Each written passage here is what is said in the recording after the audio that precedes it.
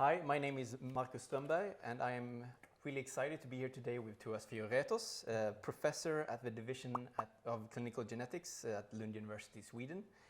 He's also the director of the Center for Translational Genomics here at Lund University again. And he has published more than 130 scientific articles, and many key findings have been translated into improved clinical diagnostics of leukemia. He's also the recipient of the Wallenberg Clinical Scholar Award. So thanks for joining me today, and I would also like to just start this conversation by setting the stage. So we are currently in the middle of a healthcare transformation, and this healthcare transformation is driven by the falling cost of next generation sequencing. So here in Lund, how are you today working with next generation sequencing, especially in regards to cancer diagnostics? Yeah, I mean, there are different ways of using next generation sequencing. You can look at the DNA side, you can look at the RNA side. So today the main use is something we call to use gene panels, where you can look at a selected number of genes in one analysis. But we are moving into something called whole genome sequencing, where you sequence the entire genome of a cancer cell, and also whole transcriptome sequencing. So what are the major benefits of using next generation sequencing? Yes, in essence you're capturing all the genetic alterations in a tumor. And you mentioned RNA sequencing as well. Maybe we should just start with how have you been sequencing DNA, and how has that evolved over the last couple of years? Yeah, I think if you look at it from a development perspective, it started out with gene panels, then slowly people are using more whole genome sequencing approaches, and now I think the next step is whole transcriptome sequencing. So what are the added value of whole transcriptome sequencing? Yeah, with whole transcriptome sequencing you can capture the dynamics of a tumor. So in essence what we do with whole transcriptome sequencing, or RNA sequencing, which is another word for it, is that we can measure the expression of all genes in a tumor cell, and that can tell us a lot about what tumor type it is. And you can use that for classification purposes. So you can tell it's a poor prognostic subtype or a good prognostic subtype. And then there's another component that you can detect easily, relatively easily, with RNA sequencing, and that's something called gene fusions. And gene fusions are alterations in a tumor, and they give rise to the tumor, so they are tumor causing, and they arise by two genes that are separate in a normal cell, suddenly by, we call it a chromosomal rearrangement, are brought together. And then one gene can become activated. And there are numbers, thousands of gene fusions described to date in cancer. Are you seeing that the number of gene fusions that are described is going to increase dramatically now, along with the decreasing costs? Yeah, well, I think so. So there are, as mentioned, there are thousands of gene fusions already described in a scientific setting. We only use a fraction of those in a clinical diagnostic setting. So we use it in patient care, and one could say that we are using those that are maybe most common and most relevant for a patient. I understand that you have a lot of experience with, for example, DNA sequencing. What has been the biggest challenge in moving over to RNA sequencing? Yeah, there are different types of challenges. So if a lab is doing RNA sequencing, DNA is a very stable matter, whereas RNA is more sensitive towards degradation, so it becomes destroyed in a sense. So you have to have lab procedures preserving RNA in a good way. It also has to do with transportation of the sample to a lab.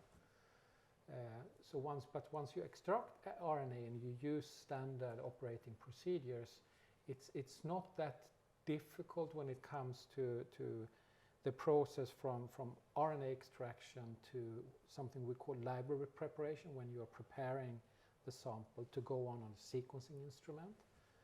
So I think that is becoming standardized, and there are protocols. Then a major challenge is of course to analyze the data you are getting. So what are the main challenges with analysis of the data? Yeah, so again, if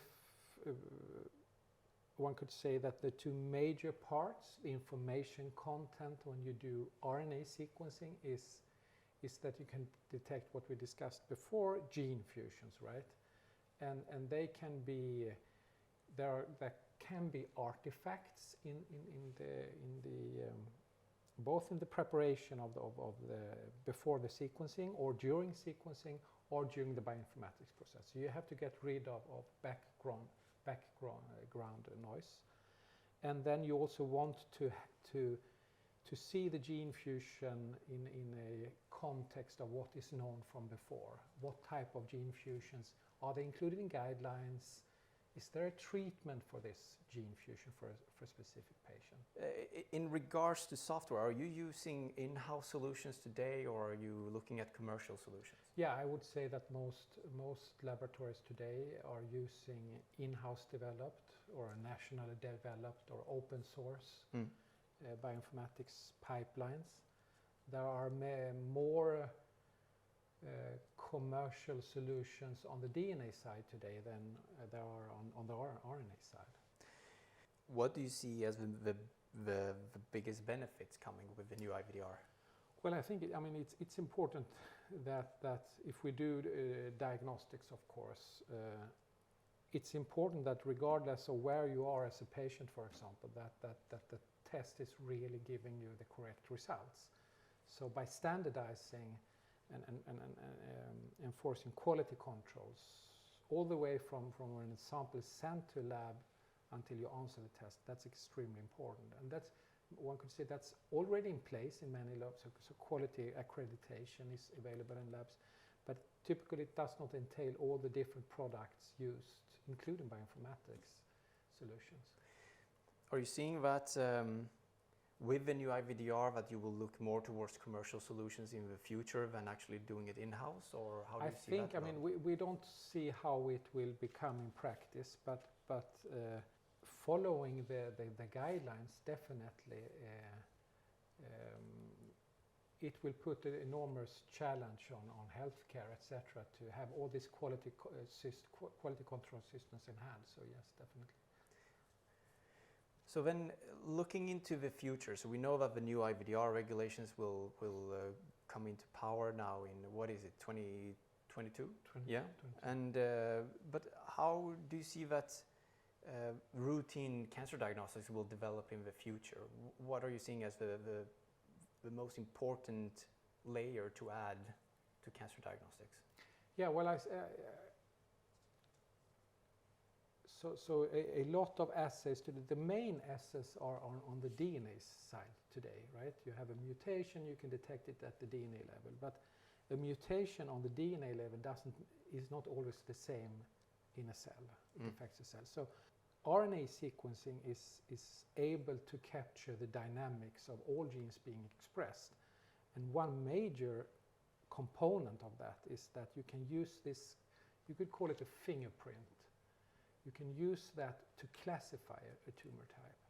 And so I'm quite convinced that RNA sequencing, and there are multiple examples in breast cancer, colorectal cancer, and leukemias, where gene expression-based classification is improved. So you really guide treatment based on not so much on what the DNA side tells you, but what the RNA side says.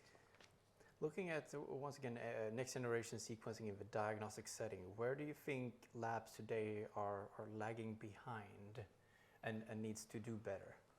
Most centers are offering standard gene panels, etc.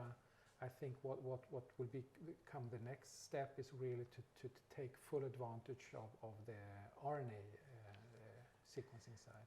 What do you think is limiting the lab's move over to, for example, whole transcriptome today? What do you think is the big hurdle for that move? It depends on some labs are really already working on this. Big centers are already, and we at our centers are analyzing RNA sequencing.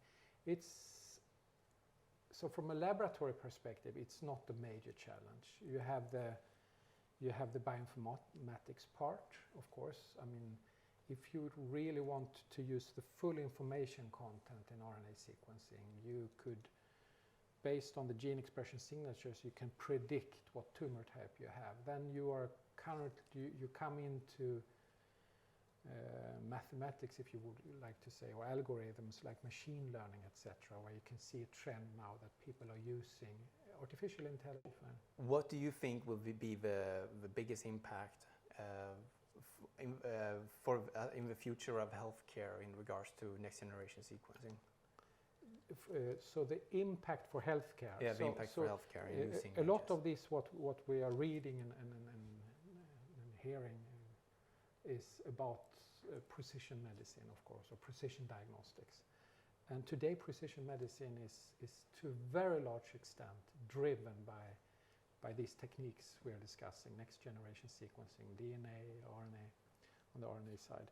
So that's really the driving force for improving that. And I mean, the end goal is, of course, then that each patient should have their tumor, if we talk about cancer, profiled.